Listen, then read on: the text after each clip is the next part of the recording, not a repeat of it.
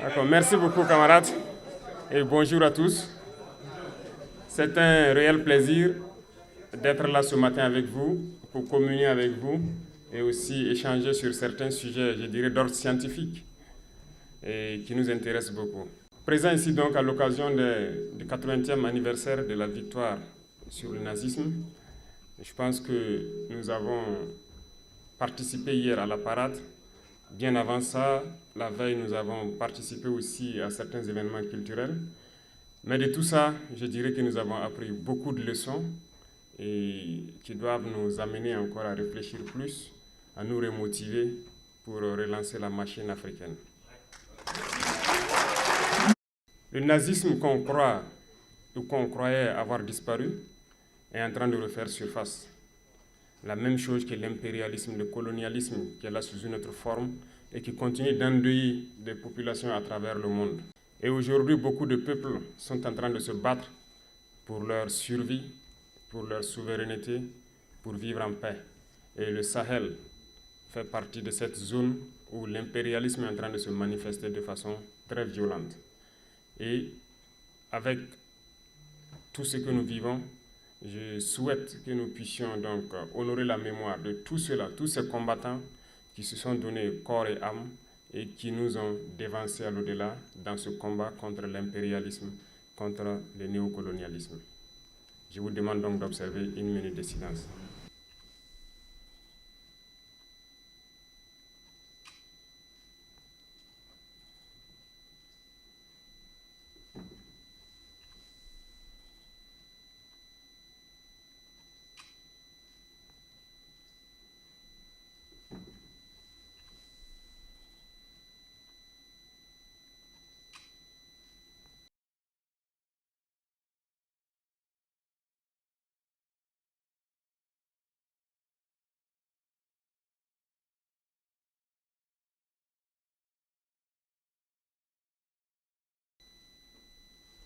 Je vous remercie. Благодарю вас.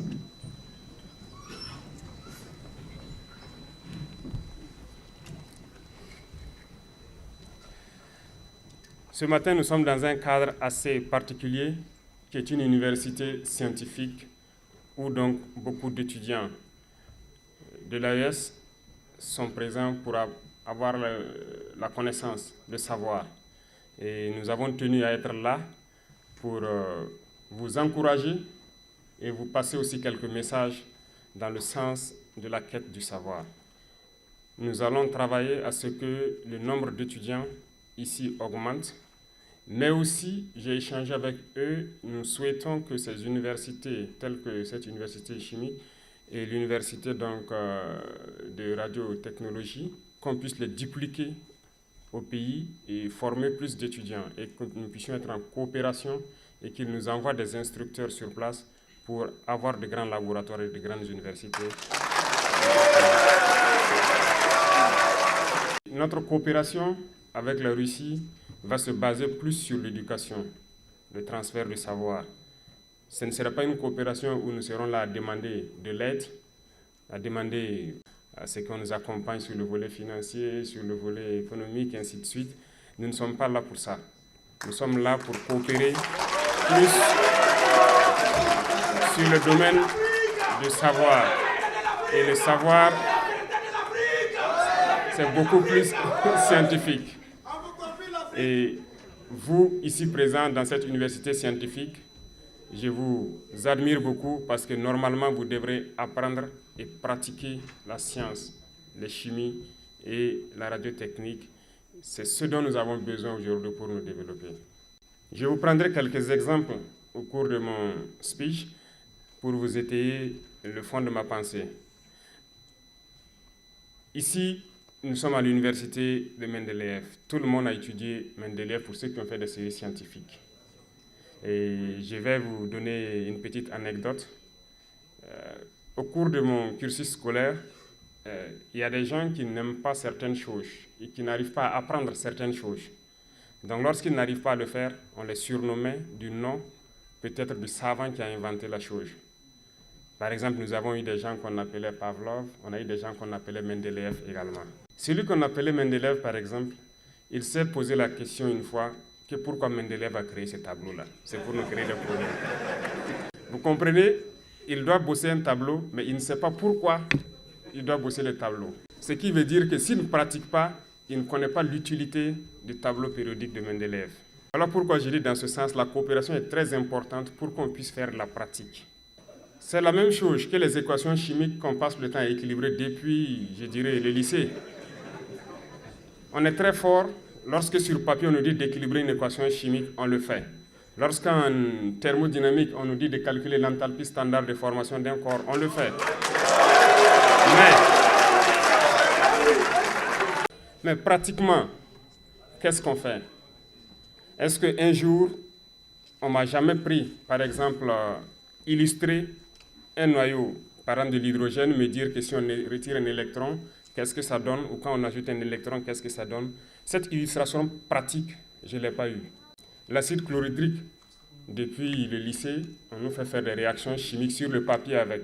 Mais je n'ai jamais manipulé l'acide chlorhydrique et faire une réaction pratique. C'est pour vous dire que la pratique est très importante et ces laboratoires pour nous faire la pratique nous manquent au niveau de nos pays. Et vous ne devez pas être ce théoricien que moi je suis. Voilà pourquoi nous voulons dupliquer ce genre d'université chez nous pour que nos jeunes qui se forment dans les matières scientifiques aient de la matière pratique et qu'ils ne soient pas juste des théoriciens. Beaucoup de choses autour de nous, c'est la chimie des matières. Et le monde a commencé même par ça. Ce tableau que Mendeleev a créé, je me dis que toute la science s'est basée sur ça. Mais c'est la pratique qui vous permet de pouvoir quitter cet état de théoricien et de créer quelque chose de palpable qui puisse être utile à la société. Et ça contribue beaucoup à l'économie de nos pays. Sans que vous ne le sachiez, je vous donne quelques exemples. Vous voyez, on importe beaucoup de fer, par exemple, de partout dans le monde, et ce qu'on appelle le fer galvanisé. Et vous savez très bien, vous chimistes ici, que ce n'est qu'une réaction d'électrolyse. Comment on ne peut pas le faire sur place chez nous? Il faut le payer, le fer galvanisé en Chine ou en Europe, un peu partout dans le monde. Par exemple, nous sommes en guerre. Nous payons de l'équipement, nous payons des munitions, des armes et tout. Et quand je vous prends les munitions, les explosifs et tout, le Mali produit le coton, le Burkina en produit, le Niger en produit. Mais vous savez bien que c'est la cellulose du coton qu'on transforme pour faire la poudre et les explosifs. Pourquoi on ne réussit pas à le faire? Parce que la chimie pratique, nous ne l'avons pas. Même pour le blindage des engins. Hier, j'ai vu sur la place rouge beaucoup d'engins défiler, des T-34 jusqu'aux engins modernes. Les blindages ont évolué. Qu'est-ce que c'est que le blindage? C'est un modèle d'acier et c'est par la chimie que les gens ont pu comprendre qu'en ajoutant tel dosage de carbone au fer et ainsi de suite, qu'on peut créer un acier particulier. C'est de la pratique. Les équations chimiques, on sait le faire. On sait bien que si on ajoute tel dosage de carbone au fer, ça nous donne de l'acier, ainsi de suite. Mais pratiquement, est-ce qu'on arrive à créer le blindage? Pourtant, on est en guerre. Et c'est la chimie qui nous permet de le faire aussi. Dans la même lancée, vous voyez tous les types de missiles que la Fédération de Russie peut développer.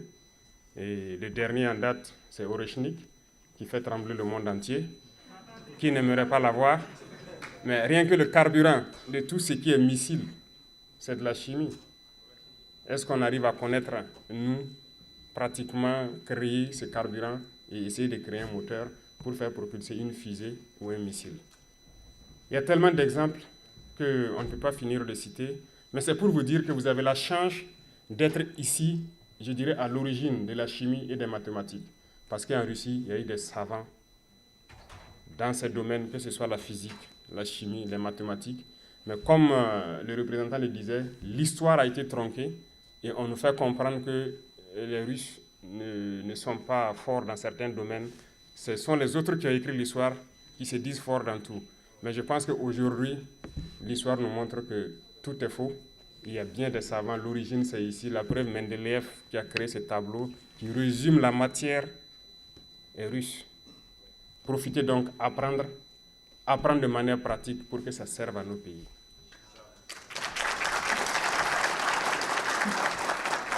Lorsqu'un pays est faible, il est voué à disparaître dans ce monde de prédation. Il faut qu'on soit fort. Et aujourd'hui, les pays qui sont nucléaires sont forts. Ils ne perdent jamais une guerre. Mais la bombe nucléaire, vous avez tous fait atomistique, c'est sûr.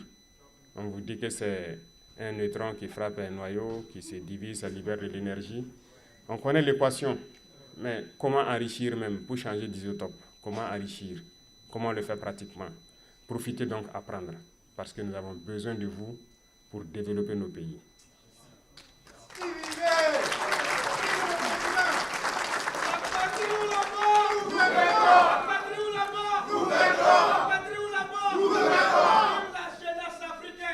Nous avons des jeunes talents au pays, des inventeurs, des savants aussi, qui arrivent à créer certaines choses, mais il leur manque souvent la connaissance mathématique pour améliorer et mettre à jour et pouvoir avoir une formule unique pour ce qu'ils font.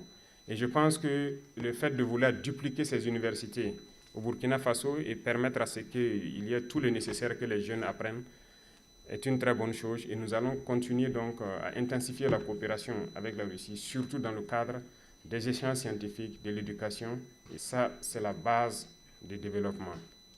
Et maintenant, peut-être, j'irai vous donner quelques conseils qui doivent vous guider ici.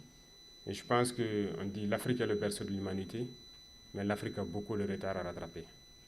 Ce n'est pas impossible, c'est bien possible. Vous vivez ici, vous voyez comme moi tout ce que vous voyez. Et c'est bien possible chez nous aussi. Il faut croire, il faut travailler. Et je vous exhorte à être des citoyens modèles ici, à respecter les règles et les lois du pays qui vous accueille, à être des modèles d'intégrité, à être solidaires, à être des modèles d'Africains qu'on a envie de voir dehors. La discipline et l'ordre que vous voyez ici, vous devez pouvoir montrer plus. Donc, soyez solidaires, apprenez bien et l'essentiel. Nous avons besoin de vous et nous espérons que très bientôt, vous viendrez donc créer ce dont nous rêvons pour les autres générations et apprendre à ces générations ce que vous avez appris pour qu'ils soient meilleurs que vous. Tout le monde souhaite que les générations à venir soient meilleures que nous. Et je compte sur vous pour que vous puissiez apprendre et venir transmettre le savoir.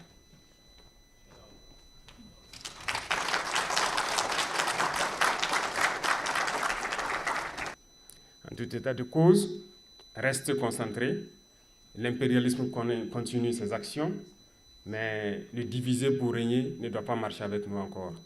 Vous devrez avoir tout compris. Restez concentrés, le combat continue.